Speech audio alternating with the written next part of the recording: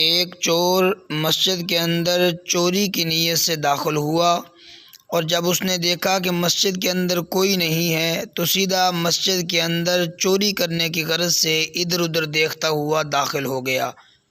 سیدھا الماری کے پاس گیا تو وہاں دیکھا تالا لگا ہوا تھا، تو اس نے ادھر ادھر تیز نظروں کے ساتھ کوئی چیز تلاش کرنا شروع کی۔ بالآخر لوہے کی ایک چیز اس کے ہاتھ میں آئی، اس کے ساتھ تالا توڑنے کے اندر کامیاب ہو گیا۔ الماری کھول کر اندر سے ڈبوں کو نکالنا شروع کر دیا اور ایک ایک کو تلاش کرتا چلا گیا۔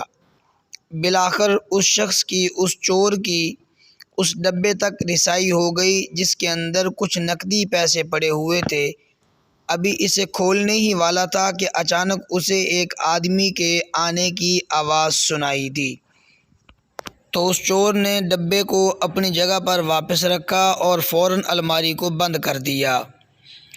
اتنے میں وہ شخص بھی مسجد کے اندر داخل ہوا اور آ کر اس نے نماز ادا کرنا شروع کر دی۔ چور کو اس بات کا یقین تھا کہ مجھے کسی نے نہیں دیکھا۔ آنے والا نمازی اس نے اپنی نماز کو مکمل کیا۔ نماز کو مکمل کرنے کے بعد وہ تو واپس چلا گیا، لیکن وہ چور دوبارہ سے اس نے ادھر ادھر دیکھنا شروع کر دیا۔ جب اس نے دیکھا کہ اس کو مسجد کے اندر کوئی بھی دیکھنے والا نہیں ہے تو اس نے دوبارہ سے اسی ڈبے کو اٹھایا اور اس میں سے اس نے پیسے نکالنا شروع کر دیے، ان کو سیدھا کرنا شروع کر دیا۔ اتنے میں اس کو ایک اور آدمی کے آنے کی آواز سنائی دی، تو چور فوراً چونکا اور اس نے وہ ساری کی ساری نقدی اندر رکھی، الماری کے اندر رکھ کے دوبارہ سے اس نے نماز کی نیت باندھ لی۔ لیکن اس مرتبہ اسے یقین ہو گیا تھا کہ مجھے آنے والے شخص نے چوری کرتے ہوئے دیکھ لیا ہے۔ بالآخر چور نماز پڑھتا رہا، آنے والا شخص اس کا انتظار کرتا رہا۔ کافی دیر ادھر ادھر گھومنے کے بعد وہ شخص ایک ستون کے ساتھ ٹیک لگا کر کے بیٹھ گیا اس کے انتظار میں۔ چور جب سلام پھیرتا، دیکھتا پیچھے کہ وہ شخص بیٹھا ہوا ہے، دوبارہ سے نماز کی نیت باندھ لیتا۔ کافی دیر تک وہ نماز مسلسل پڑھتا رہا۔ جب اس چور نے دیکھا کہ آنے والے شخص پر غنودگی طاری ہو چکی ہے تو فوراً وہاں سے بھاگا، تو آنے والا شخص فوراً اس چور کے پیچھے بھاگا اور کہنے لگا، بھائی میری بات سنو۔ چور بھاگتے ہوئے کہنے لگا، اچھا بھائی بتلاؤ کیا بات ہے، کیوں مجھے روکا ہے؟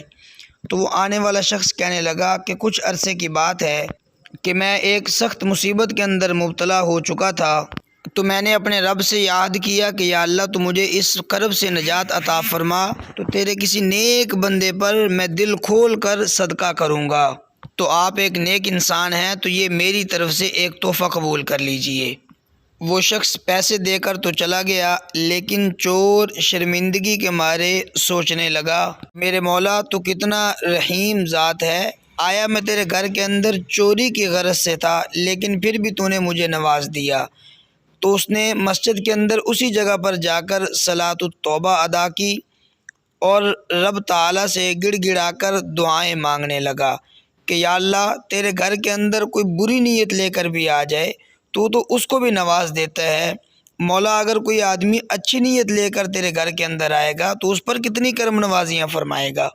بالآخر وہ چور رب تعالیٰ کا شکریہ ادا کرتا ہوا وہاں سے اٹھا اور توبہ استغفار کی اور ہر ایک چیز کو اپنی جگہ پر اس نے واپس رکھا۔